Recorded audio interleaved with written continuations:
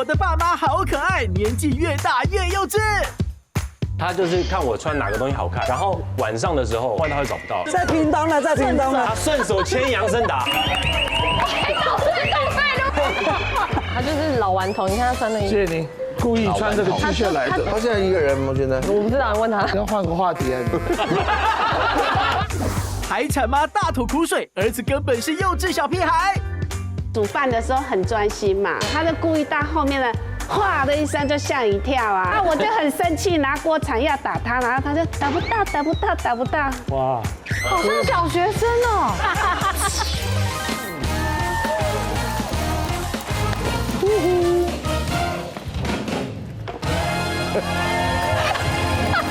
什么东西？快速快，女王大人。什么东西？今天晚上我们邀请到了3对，是亲子档，很特别哦。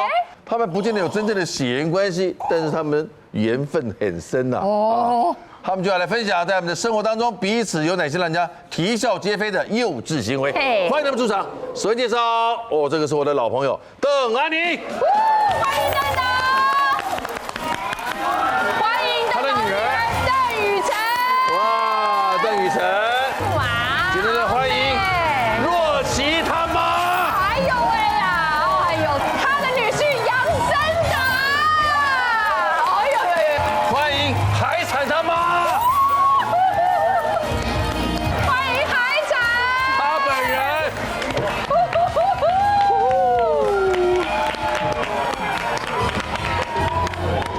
哇，这个组合哇，真的。我们家长坐一边，孩子坐一边啊，今天壁垒分明。那有的还不是有亲子关系的，对吧？是吧？都是啊。他今天是屏东产地直送哦，直接从屏东吸一口气，直接坐车，刚才抵达。还温体的，温体，屏东温体，温体若琪吗？温体人。是。这样我先问你，你跟杨森达你们的缘结了几年？你认识这个人到现在几年？到目前吗？迈入13年了。哎呦，13年。爱情长跑了8年。长跑大概8年多，结婚3年嘛。爱情长跑8年还能修成正果的不多见。最可怕的是，若琪明明今天有来，我不知道为什么上的是。为什么？是你刚才为什么？而且有化妆哦，这样子，而且是完妆哦。完妆哦。哎，奇怪了，若琪他妈来数落的不是若琪，而是杨森达。杨森达分享的不是自己的父母，而是自己的岳母。没有错，没有错。好，我想今天应该。所以森达通告费可能比较高一点。这样我们没比较好赚嘛。是若琪通告比较高，所以发便宜的来。你傻傻，杨森达有时候是因为若琪才有通告的。一家之主换人了。对，若琪是他的招财猫啊。啊，所以最难得上节目的当然是我的老朋友啊，邓导。欢迎邓导，这好难得哦。我在大荧幕看到你的屁股。我们都看到了。哦。怎么样？整个戏就糟糕了，就一直有那个印象。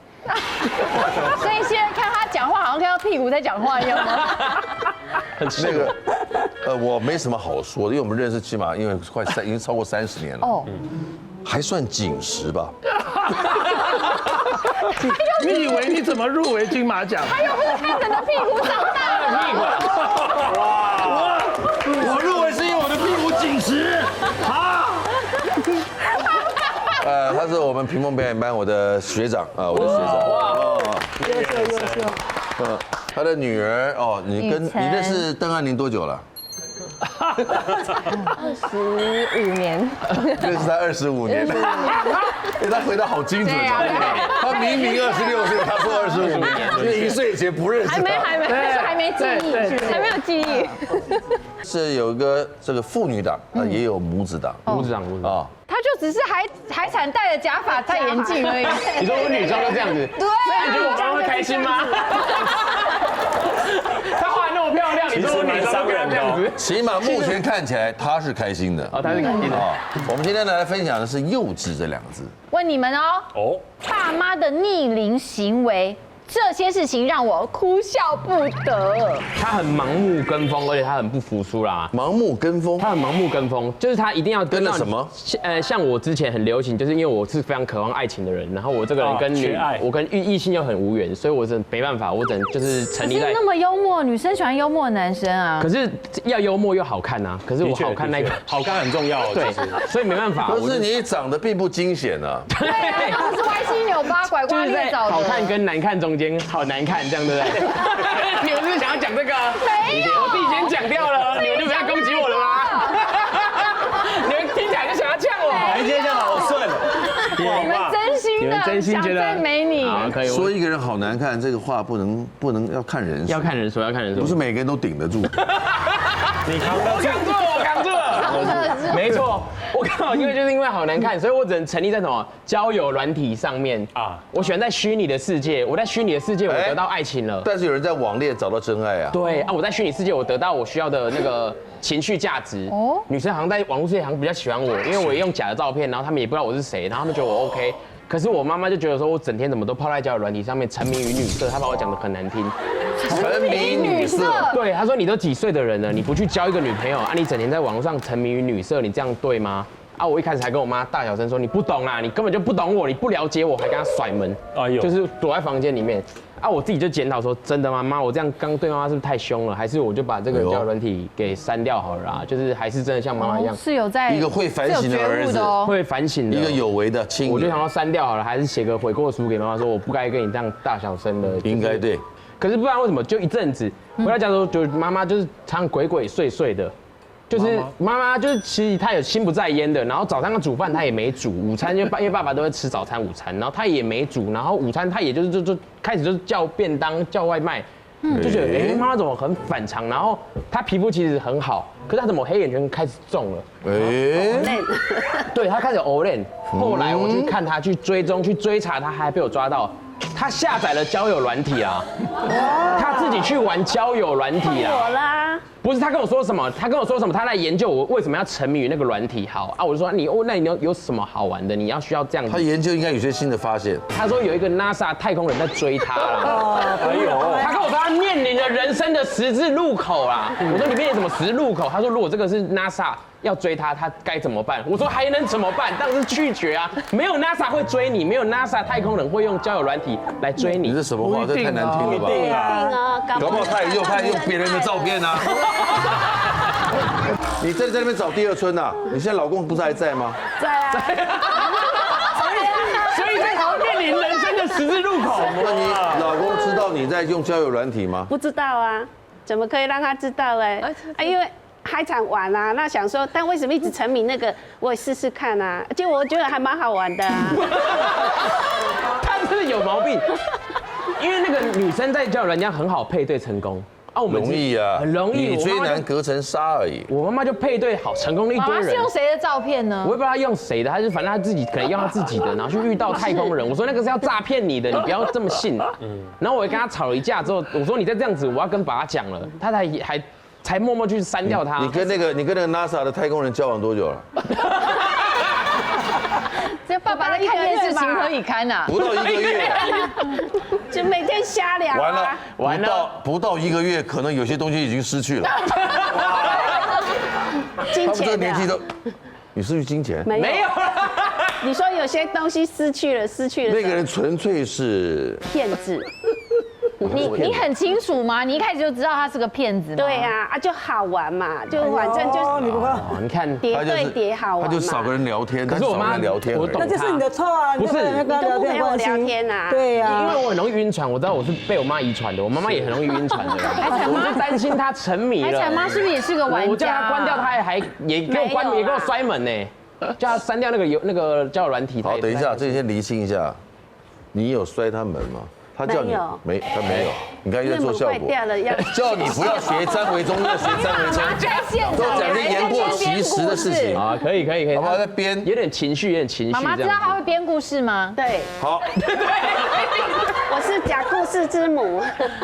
他有因为你上交友软体生气吗？还好哎。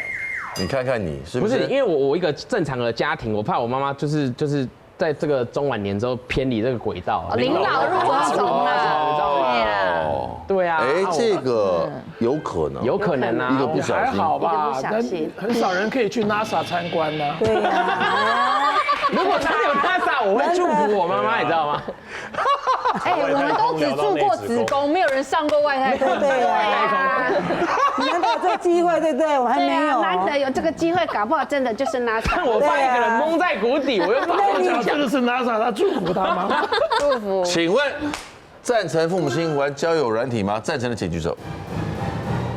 啊，你们可以？可以啊，可以，对啊，对呀，我现在说的是洛奇妈哎，是啊，他玩的可凶了。你看那花枝招展的样子，对不对？你也在玩交友软体？这是什么世界？没有玩很深，因为我也没有玩想要玩。他说没有玩很深，那就是有玩啊。对，一点点了。邓雨辰，你赞成邓哥去玩交友软体？我们家风气都很自由。对呀，没玩啊，我没玩，但他赞成你去玩，很好啊。哎呦，你赞成他去玩啊？想玩就玩啊。他现在一个人吗？现在我不知道，你问他。一个人。要换个话题啊！他不接话，他不接了，怎么办？要继续到此为止。我告诉你，以我这种世代年龄来讲，交友软体是很可怕的事情，一直反对自己。后来发现身边很多人都在交友软体上，其实碰到很不错，对，结婚的啊，有很好的交往，对，对。是观念有改变。我说盲目爱跟风，他做这个交友软体就算了。其实像我们自己，喜欢买一些衣服，一些潮流的衣服，就是一些单品，可是可能比较贵。可是妈妈他们家长他们都不懂，他们觉得你花太多钱在这个衣服上面，所以你会跟他吵架。我有一次也是跟他讲难听话，因为我喜欢 Supreme， 然后他不懂，他就觉得为什么一件帽 T 要7、8千块钱？你说 Super Me 的 Super Me， 我跟你讲，我就骂他，我就说你根本就不懂，你品味很差，你再也不要管我了，你真的没有美感的妈妈，我真的是不能接，因为讲重话了。你很容易跟他讲重话，讲很绝，没梗的妈妈，没有我这样讲他，他认为他妈妈骂不跑，你知道吗？就随便弄随便讲。其实很多儿子对妈妈都这样，都这样子啊。可是后来我也就反思，会不会是骂太凶了？又反省了，又反省了，又写了一个悔过书。这次没有写悔过书，但是我妈妈打回来呛我，就是后来过没有多打回来呛我说，你这个东西也没有多厉害嘛，他也买了，他说他也去买了，我去买了一件，跟着买，他跟着去买啦。Super Me 啊，对呀。好，我跟你讲，就是这样子荒唐。我说啊，你在哪里？那个是限量的，那个很贵，那个只能在潮流店或是一些代购能买到。你在哪里买的？他说他在 Facebook 的社团买到。我说 Facebook 的社团能买到什么？他说一件也2、3千块钱呢。我说2、3千块好像可以，这个价格是对的。我怕他是买到假的，被骗的，那就算2、3千块。我说好，那我回来看。我想，前面是 SUP。是没错，可是这个不是 Supreme 啊，这是 Surprise 啊，然后是 RSE，Surprise，真的假的？不是，他买 Surprise， 然后我就说这个是你被诈骗了，2800，2800，我说你有毛病啊！2800，我就看他对话内容，那个店家还跟他说这个保证有 Surprise， 我说他没讲错，你给他买干嘛？我要是 Supreme 不是 Surprise， 假的啊！没想到真的是 surprise， 他真的 surprise， 真的给你 surprise， 哎，怎么会有泛黄啊？就是很生气，这个真的没办法，没办法，很常穿，很常着用，很常穿呐，还想妈的 OOTD， 很瞎，你知道吗？对，他是假的。对啊，对呀，买到才知道是假的啊。只要不转过来，不转过来就可以了，不要背对人家，就在正面，正面对人啊。我懂了，穿这个就得加个外套，是，你怎么样都要遮的。看到前面，但是透过这些节目播出之后就来不及了。你要在这节目播出之前穿，真的，播出大家就知道后面是 rise 了。surprise， 他就花这个钱跟我赌气，花这个钱去买这个，为了来说他也懂。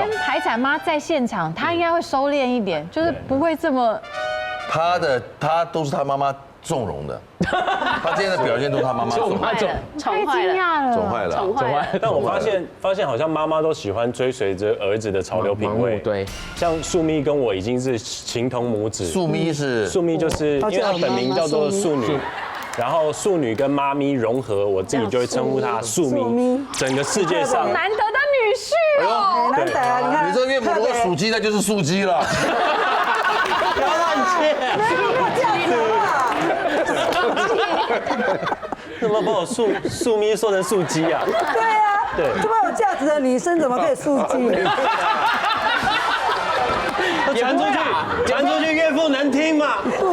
对，岳父就喜欢素鸡啊。就是我发现他真的会就照着我们的衣服品味相走，然后像他就很欣赏，素咪就很欣赏我的穿搭品味。像海闪妈，她还花钱就去那个社团上面买 surprise。素咪哦，她就是直接都不用买，直接拿比较快。他就是看我穿哪个东西好看，他就会就是吃饭的时候会问说，哎，森达，你这外套好像蛮好看的。然后晚上的时候，我就是冷嘛，那外套就找不到了，被送走了，我就想说，走了，是不是？在屏东了，在屏东了。是不是我放在哪里？放在餐厅？已经在屏东了。后来就出现在素咪的衣柜里了。素咪也不会被骗。外套在屏东打卡，他顺手牵杨森达，他直接顺手牵杨森达。对。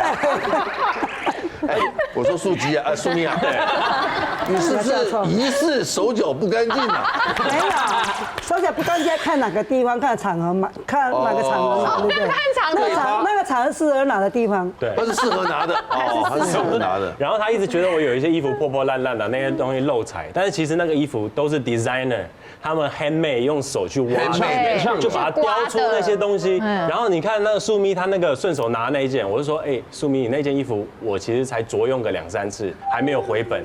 那个东西可不可以再拿回来，就我穿个几集？然后他就说没有，你那个衣服也就是几千块，它不是一般的品牌，它是我穿起来很好看呢。Versace 哦，它是我的瓦萨菊外套。你穿看看，你穿看看，你穿看看，绝对是帅的，绝对是美的。你为什么不拿女儿的衣服，要拿女婿的？没有，有时候宽宽松松穿起来很舒服吧？对对。男友风，对呀，男友风，就很好看。哇，你看，要卷袖子吗？真的吗？哎，好看啊，多帅，你看多可爱。对啊，我要来一边放下来，一边放下来，第一个节奏，在那边停一下。 music 做。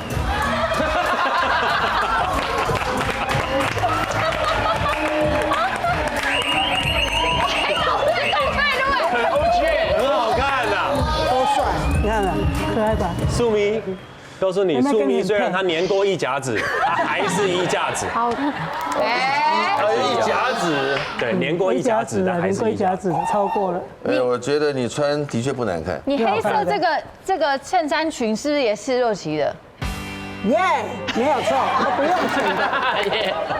有一次我逛那个 Outlet， 然后我就是终于看到一双我喜欢的品牌鞋子在打折，然后我就是偷偷就去结账，然后结完账之后，因为我不希望让素咪觉得我平常花费的东西比较，因为这鞋子好像也差不多快1万把块吧，对，然后就后来我就结账完之后，我就默默的离开，带他去吃饭，然后带他吃饭完之后，素咪就说他想上厕所，然后他就先离开，先离开过一阵子之后，我发现奇怪，他怎么出现在我鞋子的那个柜位那边？他仿佛也在结账。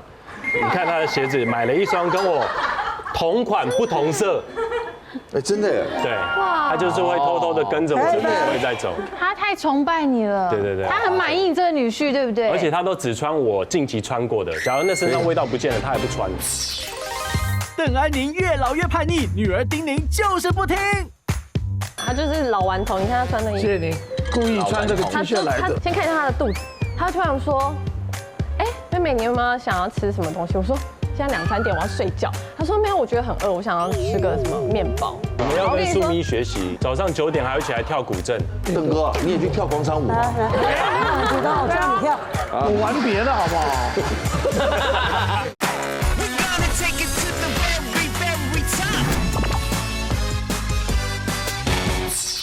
而且他都只穿我近期穿过的，假如那身上味道不见了，他也不穿。哎，你们关系好特别哦。是啊，对，我也觉得。对啊，你们关系很特别。我们这个缘分是很深的那一种。有岳母这样的欣赏，我觉得是很好的，是对吧？对，表示你这个人的长辈缘是真的透彻。对啊，透彻。长辈缘，我也是真心欣赏这个，就是岳母。他的个性他很老来子的那种个性。那我现在要开始抱怨他了，啊，那幼稚的行为是什么？通宵追剧，精神旺。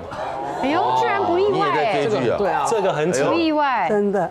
有一次，把年轻的时候没有时间看的时间都用到这时候了。就是我第一次认识素咪的时候，下去之后发现他们家是没有任何的那种既定成文的规矩或家规，他们家是一个完全自由的空间。就是何谓完全自由？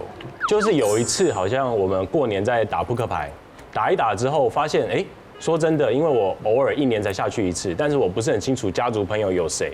后来我就问若琪说，我旁边那个人是谁？后来若琪说她也不知道。然后我问素咪他是谁，素咪也不知道，是我们隔壁的邻居的小孩，来跳咖的，坐在我们家里面的客厅一整个晚上，我们没有人知道他是谁，没有人过问，而且他还输钱他还就输了，然后就绕干就走了，这样。所以他们家是一个很自由的空间，没有人知道彼此是谁都 OK。然后家是夜不闭户的那种，基本上就没有在锁门。对。然后后来有一次，我就想说奇怪，那个半夜3点，因为屏东那边太阳大，可能白天晒到太阳有点口渴，我就想说半夜3点偷偷下去装个水。但是客厅那边就传来一个陌生的男生的声音，还有素咪在那边笑的那种，就是那种感觉。哎呦，他也网络交友了。是我跟岳父毕竟还是有点交情。对，我虽然跟素咪彼此欣赏，但是不能够知情不报。我想说苗头不对，要马上告诉岳父，要制止他。出事了，一打开门冲出去，哇！不得了，素咪穿着一个那种有点那种娇羞的含苞待放的睡衣，然后这样翘脚，然后含苞待放睡衣是哪一种版式？睡衣有那么多款式，哪一款叫做含苞待放？就是那种战斗服准备的那种，领口朗朗啊，领口有点朗朗，然后有点垂坠感的那种睡衣。然后我这时候马上往另外一边看，那个男的是韩剧的男主角，他正在追韩剧，那个韩剧的男主角正在跟女主角讲话，他自己在那边自己含苞待放的跟他对戏这样。对，然后那时候已经凌晨3点多，然后3点多，凌晨3点多，他还在追剧。你是时差的？我是几乎都是每天2、3点才睡觉。对，那都几点起床？说5点哈。都几点起床？如果隔天没有活动，我都睡到9点10点。如果有活动，看活动，像今天有活动，我就比较早起来这样子。有活动，一早上来啊？对。所以我觉得他是天生丽质，就是岁月是抓不住他的。他是在我心中有另外一个称号叫时空旅人。就是你们如果注意到素咪哦，你只要他是背对镜头，纯背对，对，哎，会以为哪个对，你猜不到他的我年纪。觉得你这样真的比较好看，你这样做好。是这样吗？是，就是岁月抓不住他，而且我没有看过这个年纪人穿大麻叶的袜子，对，真的很前卫，真的蛮前卫的，走在好前面哦。然后皮肤黝黑，但是仔细一摸又吹弹可破。哇！好了，你不要再称赞他，他已经上天了，好不好？是，哎，对啊，很特别的一个岳母。邓哥，你知道若琪跟杨森达吗？他不幸嫁给他了。怎么信啊？了解的这么深啊？意外啊！你怎么突然了解？不幸嫁给他，他的世界只有他了，什么他不幸嫁给他？谢谢。但是因为你没听到他们家的过去的一些过去的生活点滴。他们是个很奇妙的神仙家庭，对，神仙家庭哦，不是神经家庭，神仙家庭。我观察到了，他们2位他们真的化妆室那种开朗，他们真的很特别。对啊，最爽朗的是若琪，对，他笑的一副很像他中了乐透一样的，对，他经常有一种很爽朗的笑，就有一种赚到的感觉。他笑的整个笑的含苞待放。对，含苞待放。好，邓雨辰，该你了。哦，邓哥，爸爸哪里这么老成持重的人哪里幼稚？其实真的讲不完，但我讲不完。我讲一个比较就是爱吃宵夜讲不听，这算什么幼稚啊？先看一下他的肚子，他肚子后来大的啊，对嘛？那最近比较大，所以他其实是一直都有三高的问题嘛，然后他之前也有心脏病啊，然后心肌梗塞有过。这个好的很，好的很。你有健康检查吗？固定都在检查。那他有固定有几次危急的时候吗？就是他就算检查，就还是会有脂肪肝高嘛，就一样是三高。他根本你看吗？你的三高是轻度、中度、重度哪一个？中吧，我想。你刚才自己都搞不清楚。我是觉得快乐更重要。你看现在还有支架在他心脏里面呢。所以他宵夜他好看吃点什么，有些是不适合吃的。看品相啦。你看他吃了什么？没有，他也是2、3点都不睡的那种人，然后2、3点不睡就算了，他突然说。哎，妹妹，你有没有想要吃什么东西？我说现在2、3点我要睡觉。他说没有，我觉得很饿，我想要吃个什么面包。然后就各种只要冰箱里面没有面包，他就走下楼去 7 买面包回来烤，一定要吃面火包腿，还要加火腿，然后再煎颗蛋。肚子饿不好睡，对，其实不好睡，对吧？其实不好睡。我必须解释一下，这个习惯最近比较多，因为最近工作比较，就第二天不必早起，工作轻松，我就开始吃，越吃越多，越吃越多。自己吃都是罪恶感啊。我也都3点左右，我平均3点睡，晚一点的话可能甚至会到4点半。那是晚的。就是因为这个睡眠习惯，所以2点左右会饿。你刚吃饱是9点，那隔了5、6小时，哪有不饿的道理？对呀，假如你12点睡就没事了。对，我女儿也这样讲，她说：“爸爸，你就去睡觉，你就不会吃了。”对啊。可是他就必须要有可能睡眠仪式要提早。对，他提早在9点、10点之后就要准备想睡觉。可是他不是12点睡不着。他其实也一样都很早起床，所以我也不知道为什么。年纪到了睡不久。对啊。年纪到睡不久。那你们要2、3点睡，7、8点就起来了。你们要跟素咪学习，因为素咪她也都是3、4点睡，但是她中间绝对不吃。哎呀，而且早上就喝牛奶，早上9点还会起来跳古镇，她还有运动的习惯。你看学人家，我跟你说还有那个，哎，邓哥，你也去跳广场舞啊？你让我教你跳。我玩别的好不好？因为你骑重机不会瘦啊。对嘛，知道骑脚踏车嘛，还没开始骑。得评估一下是不是适合骑哦，也不见得每个都适合骑哦。是，对，你知道也不见得。走路最好了，走路。但骑脚踏车，走路慢跑还不错。对，慢跑。超慢跑，最近很流行超慢跑，听说在家里很好用。看电视会慢跑。而且我也有想要带他去运动啊。健康。我们那时候有说要去打羽毛球，然后去健身。羽毛球他不见得适合。但他唯一没有，我跟他谈过很多次，我想说去重训，就是比较轻微，也不会伤到膝盖，就是原地教练会帮他量身打造之类的。他去1次就不想去了。好，没关系。然后后来就说好，不然你喜欢什么运动？他说脚踏车。可是脚踏车，我们家住在山坡上，其实是不好骑的，骑不动。所以唯一一个最方便。他会不会都是牵上去然后滑下去？海产妈大吐苦水，儿子根本是幼稚小屁孩。煮饭的时候很专心嘛，他就故意到后面的哗的一声就吓一跳啊，那我就很生气，拿锅铲要打他，然后他就打不到。哇，好像小学生哦。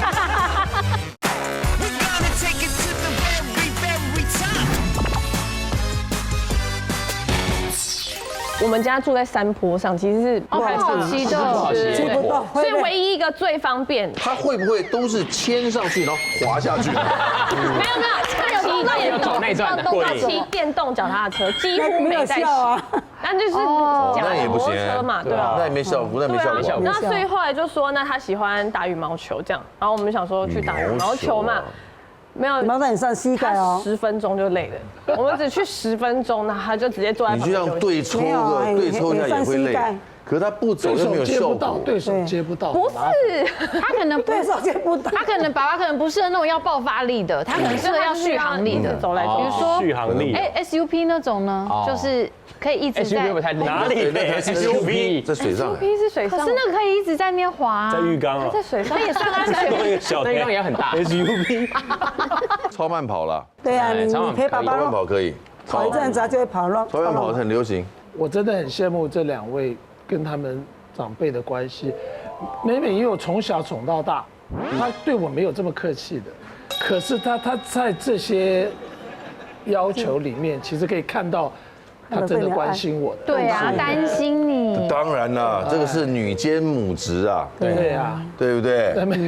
没这么。刚刚说那品相，他半夜会吃营养3明治炸的。那不行，那不行。高油。我推荐那个景美夜市的好吃。是不是？那不行的，因为那要配啤酒，你知道吗？更惨。邓哥那个不行，你得吃点别的，是吧？可是他是鬼门关走回来的人，对啊，他很多事情只相信自己。对啊，他自己开心最重要，他真的很难控制嘛。他就是老顽童，你看他穿的衣服。谢谢您，故意穿这个 T 恤来的。他就是老顽童，是一种宣誓。宣誓。好，我改名让他画，我来。我等你。行，麻烦。接下来我们换边罚球。问爸妈喽。来了，爸妈了。来了。哎，明明年纪不小了，孩子，你为什么还是长不大？男人到了35岁以前没结婚都算小孩，都算幼稚啊。像海产在家里的时候，有时候我们煮饭的时候很专心嘛，他就故意到后面呢，哗的一声就吓一跳啊！有时候我们就是不小心会打翻眼了，掉了锅铲啊。然后有一次啊，他就故意这样子，嘿。然后我就吓一跳，就整盘盐就倒进去啦，整那个菜啊，对啊，这盐巴就掉进去啦，当泡菜腌啦。然后我就很生气，拿锅铲要打他，然后他就打不到。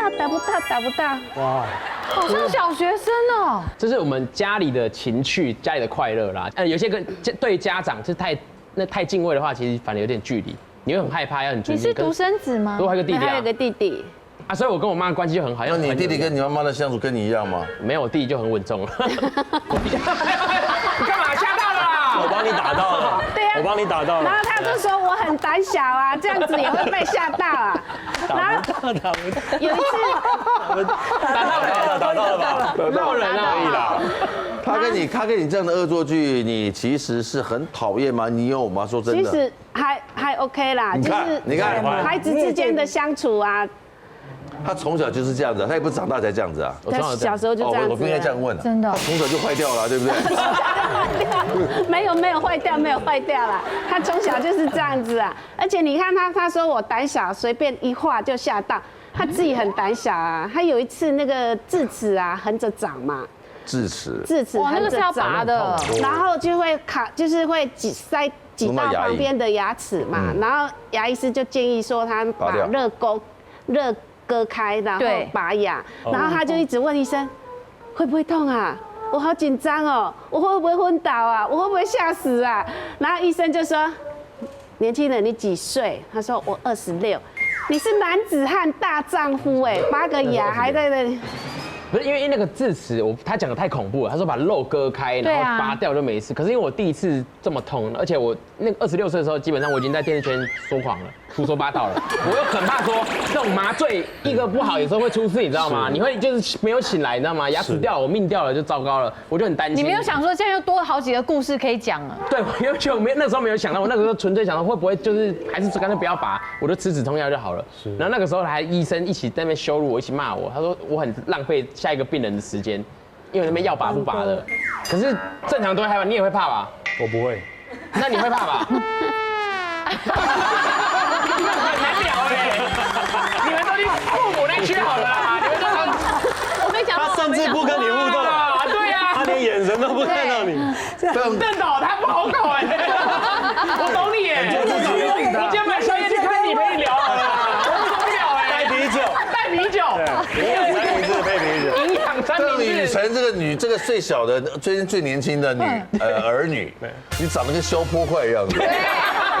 不动如山，心如止水，心如止水，好恐怖。其实妈妈喜欢你跟她玩笑，因为她是你们的互动，这是一种互动。她希望你慢慢渐渐的要成熟一点，因为毕竟你是34，不是24了。对啊，对吧？还有找不到对象，跟你的态度有关。妈妈，我想要多问一个，嗨，你大家都知道儿子在电视上，还有就是在这个圈子里面的一些事情嘛，名声很坏哦。他的一些争议，你会担心吗？其实刚开始的时候会，就是有一些网友的攻击什么，我们刚开始看我会觉得很心酸，为什么会这样被攻击？可是后来转念了，就是说他就是有注意到嘛，所以他才会攻击呀。你就是要转念。哦，你真正从你的角度告诉我们，海产到底是一个怎样的人，好不好？因为我们从他的分享很难看出他到底。其实我们很难了解真正的他。其实他讲假的像真的，他讲真的反而没有人相信。开玩笑开惯了啦，开惯了，就跟放羊的孩子一样嘛。对，会这样子，对不对？会担心。如果我是他妈妈，我也蛮担心。这个跟找对象有关系，有关系。你这样的人家怎么会敢相信？不知道你真的假的？不对，大家觉得我在唬烂，不稳重。但我从朋友的角度，我观察他其实心思很细腻，我很细腻。然后有时候在一些人多的地方，如果真的有酸民要攻击他、要打他的时候，他也是打不到。那不是细腻，那只是感觉很找死而已。宿迷抱怨女婿，连陈哥也听不下去。吃什么或者是买衣服一样，就是看到喜欢的，不管那个价钱多高，真的很贵吗？超贵好不好？都有2、3万呢。可不都给你穿去了吗？倒也是没有错了，倒也是没有错，你可以来说人家不好。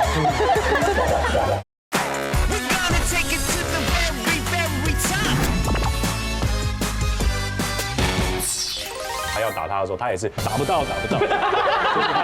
那不是细腻，那只是感觉很早死而已，那叫白目。对，那不是细腻。海产妈也那不是犀利，那是活腻。总有一个时刻，你要开始修正你的那个，要开始转换一下。因为你跟我30岁以前有点像，真的哦。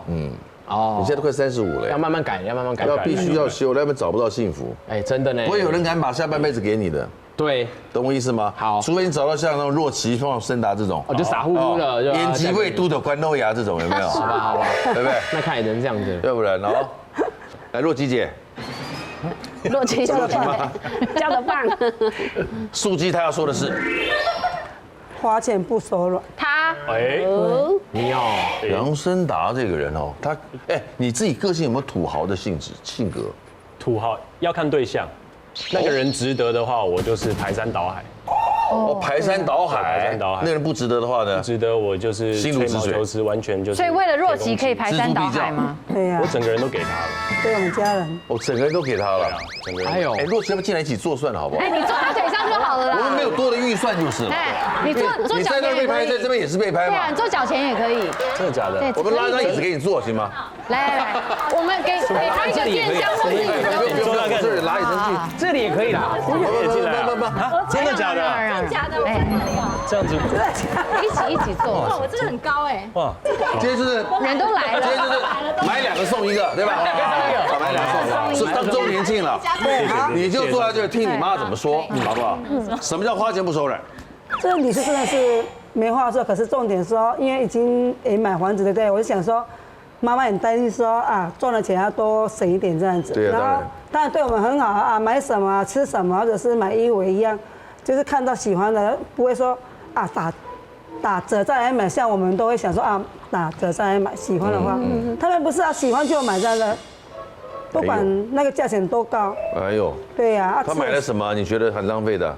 就是他们很喜欢衣服啊，我就觉得买衣服啊，名牌吗？潮牌？对呀，真的很贵吗？超贵好不好？都有时候2、3万呢。可不都给你穿去了吗？被你顺走了，被你顺很会挑。倒也是没有错了，可是重点也倒也是没有错，你可以来说人家不好。怎么可以面不改色讲这种话？我现在就说，既然买了，对不对？也不把我退回去了，那都到底拿了，对，我也穿一下。吃饱带打包，再说人家说哦，你真的点太多了。重点打包不让我打包才糟糕。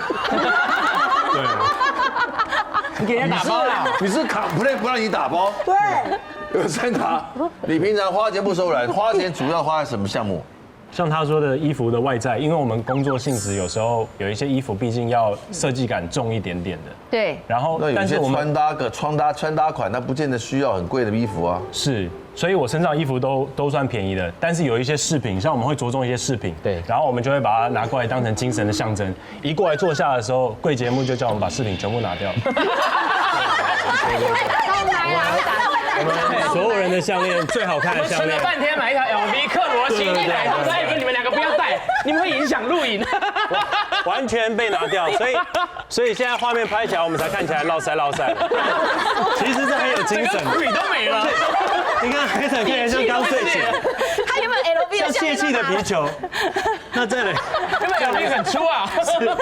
像那个素咪他拿走那件马萨菊，那件马萨菊也是我偶尔拿出来穿，然后穿一穿，他以为我没在穿，但是我其实是心疼他，舍不得，对，舍不得。然后素咪认为他真的是没有在穿，他就把它拿去穿了。那再来是为什么说这次那个不让素咪打包？因为平常我还是吃完东西，如果点太多，我还是会包走。在哪儿不能打包啊？因为我们那时候是去吃一家宜兰的餐厅，樱桃鸭。哦，对，不能打包吗？不能打包吗？那家店是可以打包的，可以吧？是我不准他打包。为什么？因为我们那个是3天2夜的行程，因为我们接下来吃完，我们不会马上回到自己家，我们也没有任何的厨房。哦，所以而且那一餐是中餐，然后晚餐我是不是3天2夜我都安排好了，每一餐都是一餐比一餐大。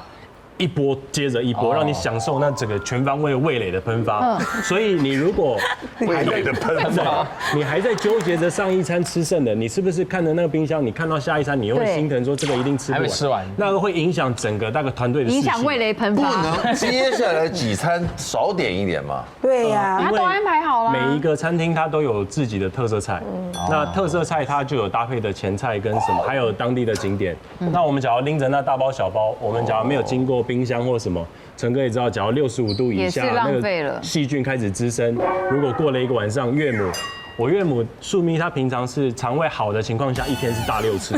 那你如果让她沾染到一点点细菌比较多的，一天可能就变12次。他有跟你讲说还一定要大6次这件事吗？大象还是河马？这个是真的，他们肠胃一天大6次，其实蛮惊悚的。对女生来说超难的。对，但是后来我去查一些那个医学图鉴，发现他们发现这个对他们肠胃是非常的好，才有办法做到这种。这是属于腔肠类动物才做得到。是，因为毕竟从屏东我们碰面才1年1次，如果那一次让他吃不饱或者是什么，没有，我觉得心态不是这样子的。现在说你来吃。吃怎么样？饱不饱？撑不撑？吃了吧？看起来敢来找我。怎么解释成这样？不是啊！父女矛盾求解决，杨生达反掉入陷阱。假如我在跟我的朋友们聚餐啊、聊天，一开始点个头之后，就开始进入到自己的世界了嘛。手机，其实这不是非常礼貌。可以一起听听看他们在聊些什么，融入而不会觉得自己像饭局妹一样。然后饭局妹不是这样，饭局妹活泼多了。饭局妹很冷落。若琪他怎么知道呢？对啊，电视上面比较电视。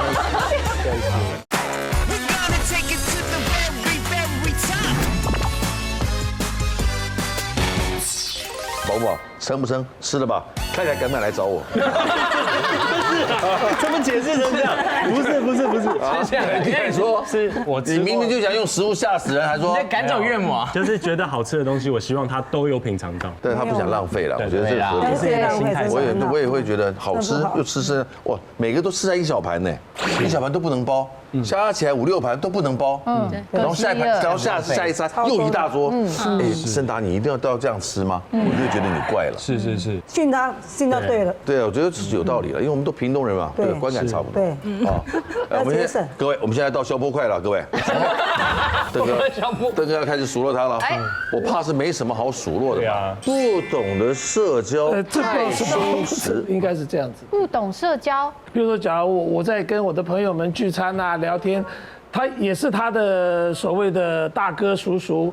他会一开始点个头之后，就开始进入到自己的世界了嘛？手机，其实这不是非常礼貌，不妥。可是我自己会想，天哪，我们在聊的事情，离他30年，他要讲什么？不见得跟他有关，参与不了。对，变成是一种表面的礼貌啊，不管是不是表面，至少，假如他能够进入到父亲的世界里，也许。在朋友的眼里会舒服一点。我要反驳。听不下去。讲完了一会儿再反驳，而且你必须反驳。有这一趴。你不是着急啊，不着急，来继续。没有，就我讲的讲完了，只是觉得说，我假如觉得这孩子可不可以接近我们一点的话，会觉得我为什么要这样要求他？因为他事实上是离我很多年。你知道，我们家不是在那种传统的这个。伦理世俗下的家庭，明白。对。我要反驳的是，怎么讲？因为其实我平常是尽可能的，如果有机会可以跟爸爸出去吃饭，我是会特别挪一个时间跟他去吃饭。所以我们其实还蛮常一起出去吃饭。可是对我来说，就是一个我是为了他想要多跟他相处，因为我知道他会很想我。然后，但平常其实我比较多都跟朋友出门。所以等于那个空间对我来说，我去了之后，但因为他也很爱交朋友嘛，他常常每次去吃饭，一定有很多长辈，其他的有其他人，对，同桌还有别人，而且我们也都算熟，也不是说第一次见面的那些长辈，所以我基本上第一次见面，我就会做到他刚刚说他可能希望我会做到的那些礼仪上的，跟他们聊一下，然后大概交流一下之后，后面我就会把他们当我爸爸的朋友，我今天就是来陪爸爸吃饭。所以我结束，我就是打个招呼，正常就是最基本礼貌做到之后，我就会就是你就会飘走，我就飘走，因为我觉得这样我会比较舒服啦，就是我自己会觉得我也不会觉得一直跟他出去吃饭很消耗我自己的社交能量，但是我这样又会愿意再继续陪他去吃，然后也达到了陪爸爸的目的。对，不然我每次都要在那边跟他 handle 他那些长辈，我可能1个月就1次吧，或者2个月1次。哦，我懂。对，我是这样沟通，我会自己调整，我是这样子，很好啊，很棒，有一种沟通了。所以要说，有个观念很重要，就是当这个父母带孩子出去的时候，有没有考虑到孩子舒不舒服？这样子，他刚才说到他这样他会比较舒服，那么我不反驳这件事啊，只是对父母来讲，父母舒服一点是我的孩子能够再融入一点这些，就是你也感受到他陪伴你的这个目的也达到了，我都能融入这2个字有点意思，融入这2个字，我举例，今天带几个朋友来家里玩，4、5个人，哇，聊得很开心。父母亲如果从一进门，然后就把空间留给你们，你会觉得很独立，对不对？没有父母亲干扰，对不对？但父母亲如果热忱的接待，然后留一点时间给你们自己聊，他去忙你们，他去忙他的，这种融入感。然后爸爸希望融入是什么感觉？可以一起听听看他们在聊些什么。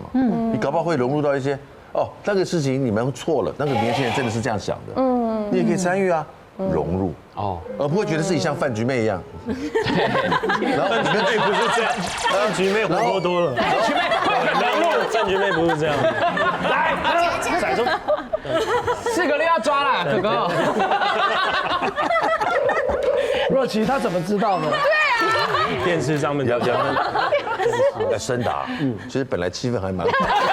很温馨哎，被你搞坏哎，该抓还是要抓，好吧？你再知道我要说什么。但我其实我是看频率啦，就可能那一天我特别累，我可能早上还在工作结束去找他，所以只要那天什么局，现在我的孩子跟我就今天是谁跟谁吃饭，或者明天晚上有一个局，明天晚上是谁啊？跟谁888？为什么啊？有说谁生日啊？谁我可以去吃完饭就走吗？都先讲好，因为他们有功课要做啊，好不好？跟大家分享啊，这是我们家建立起来的，我觉得蛮融入感。